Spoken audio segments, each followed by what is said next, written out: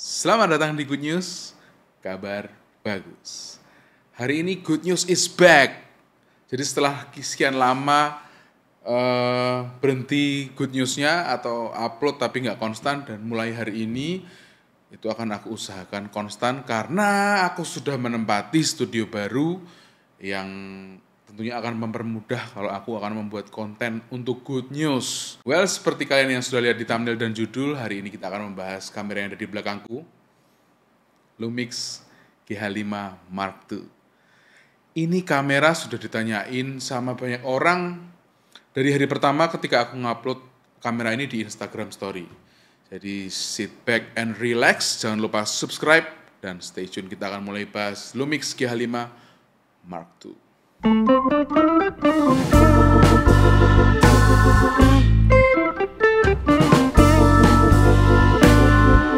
buat yang belum tahu atau yang belum kenal, nggak mungkin ya, nggak tahu GH5. Jadi GH5 itu adalah salah satu calon kamera legend, kamera dari Panasonic Lumix yang calon legend. Kenapa aku bilang legend? Karena dia tuh versatile banget, buat profesional, buat content creator, buat hobiis, itu semua masuk di GH5. Dan Lumix GH5 ini adalah kamera mirrorless pertama yang punya kemampuan merekam 4K 10-bit 422 internally. Jadi kenapa aku tadi bilang dia bakal jadi kamera yang legend? Ya alasannya adalah salah satunya karena itu. Tapi anyway, GH5 Mark II ini adalah penerus dari GH5 biasa, yang mungkin banyak orang yang tanya kenapa sih nggak update firmware aja? Karena gosipnya tahun depan akan rilis Lumix GH6.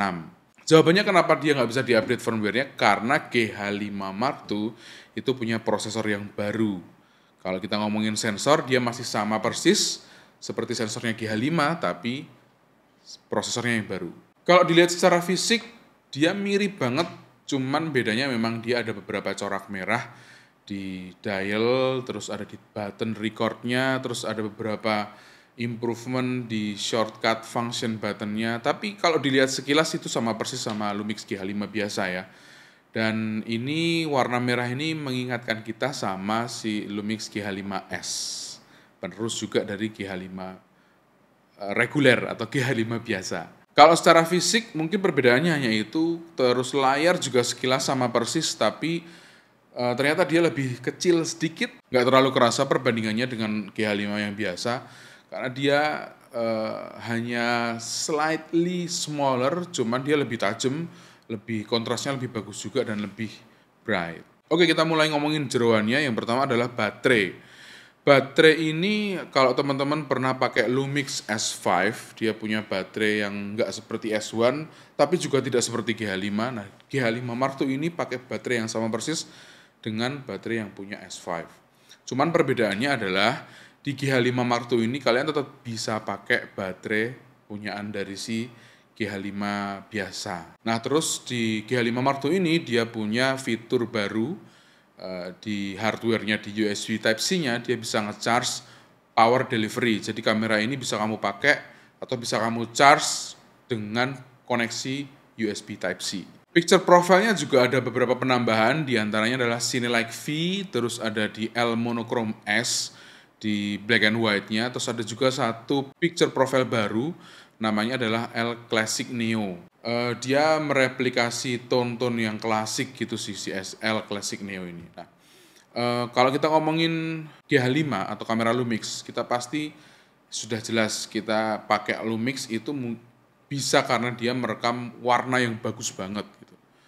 Nah, di GH5 Mark II ini dia sudah pre-installed, atau kalian nggak harus beli lagi V-Log L. Kalau di teman-teman yang pakai GH5 harus beli lagi V-Log L, atau kalau kalian mujur nih, kalian beli kameranya GH5 pas dapat promo, dapat free V-Log L, itu langsung bisa kalian install. Nah, tapi di GH5 Mark II ini V-Log L-nya sudah diinstal dari bawaan pabrik. Tentunya kalau kamera punya log profile yang dynamic range-nya tinggi banget sampai 13 atau 14 top, tentunya dia harus bisa merekam di bitrate yang tinggi dong. Nah, di Lumix GH5 Mark II ini dia bisa merekam sampai 6K 8-bit 420.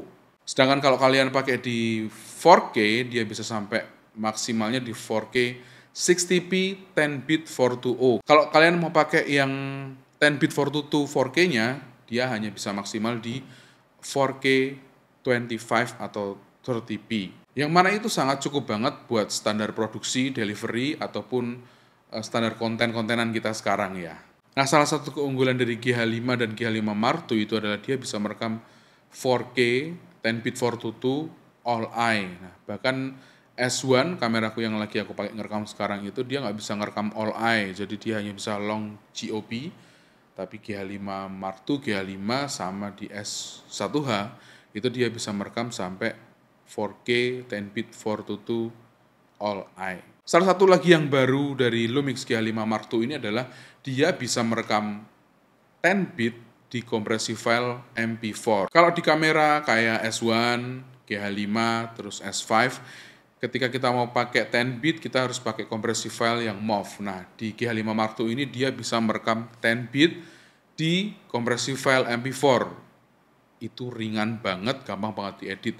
Cuman memang 10-bitnya di MP4 ini 420 ya. Kalau mau 422 kamu harus pakai kompresi file yang MOV. Nah, kalau ngomongin hybrid, kamera ini selain bisa buat produksi, bisa buat bikin konten, Lumix GH5 Mark II ini dia bisa streaming direct from camera. Jadi si Lumix GH5 Mark II ini dia bisa langsung streaming ke YouTube, Facebook, Twitch, atau kalian bisa custom RTMP juga langsung di kameranya. Tapi ketika kita streaming menggunakan kamera Lumix GH5 Mark II ini nggak bisa multicam ya. Jadi hanya bisa satu kamera dan itu straight out of camera, tidak bisa dikasih layout, hanya basic streaming, nggak bisa dikasih intro juga kayak di OBS. Jadi ini benar-benar pure ketika kita pakai ya langsung stream dari kamera aja. Kemarin pengalamanku sih mencoba streaming pakai Lumix GH5 Mark II di YouTube ya, itu aku pakai 3 device.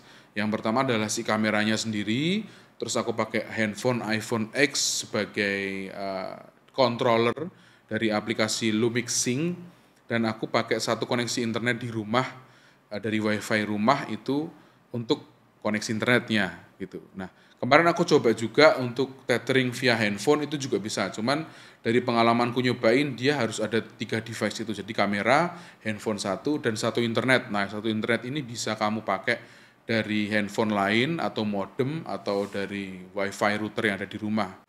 Kalau ngomongin streaming ini tergolong jernih banget sih gambarnya, meskipun bitrate-nya rendah ya kalau kita mau langsung straight off camera streaming ya. Tapi so far kemarin aku streaming itu nggak ada patah-patah, ya itu tergantung sama koneksimu, tapi memang nggak ada cacat di gambarnya gitu, atau suaranya juga kinclong banget gitulah. Kalau teman-teman yang kemarin sempat nonton live-ku via GH5 Mark II, itu banyak yang tanya kenapa bisa sejernih ini gitu. Ya, itu dari GH5 Mark II. Cuman sayangnya dia nggak bisa multicam sama nggak bisa dikasih layout. Ya kalau itu dikasih, selesai semua streaming.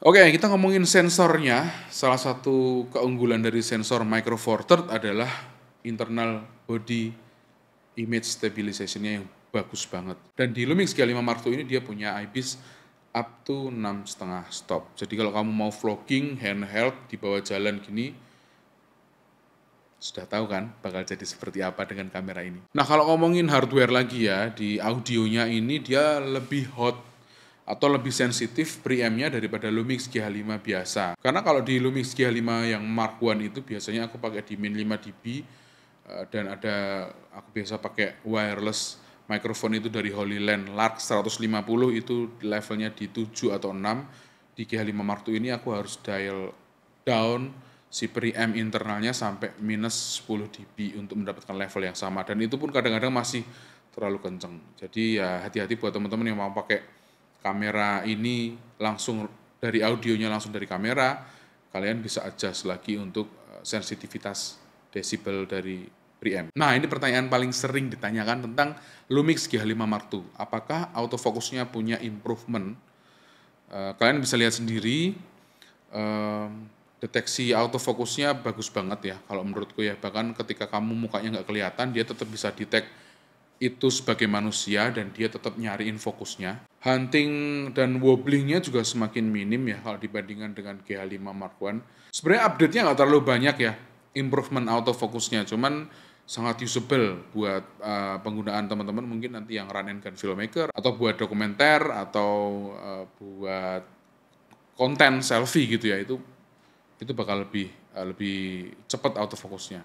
Low light-nya masih sama seperti GH5 Mark I.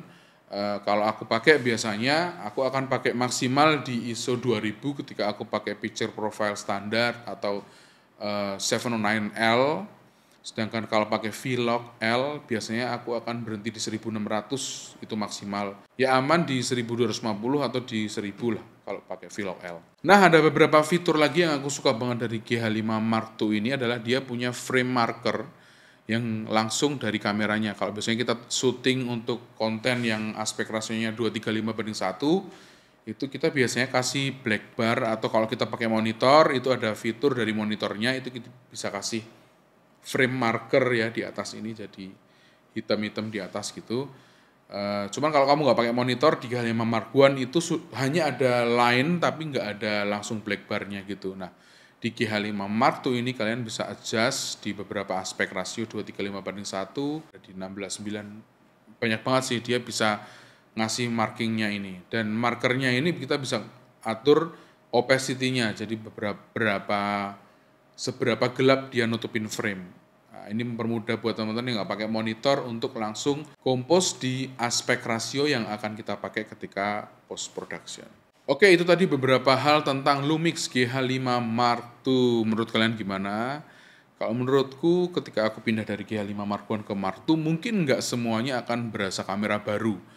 Cuman ada beberapa fitur yang sangat membantuku sih, terutama kayak tadi frame marker, terus dia bisa langsung streaming, terus dia bisa merekam 10 bit di kompresi MP4, dan juga dia autofocusnya ada improvement. Oke, silahkan tulis di kolom komentar kalau kalian berencana mau beli atau kalian mau request aku akan bahas kamera apa lagi di episode Good News berikutnya. Jangan lupa share, subscribe, dan follow Instagram saya @bagustikus dan Instagram @huntingpasarid. Sampai ketemu di Good News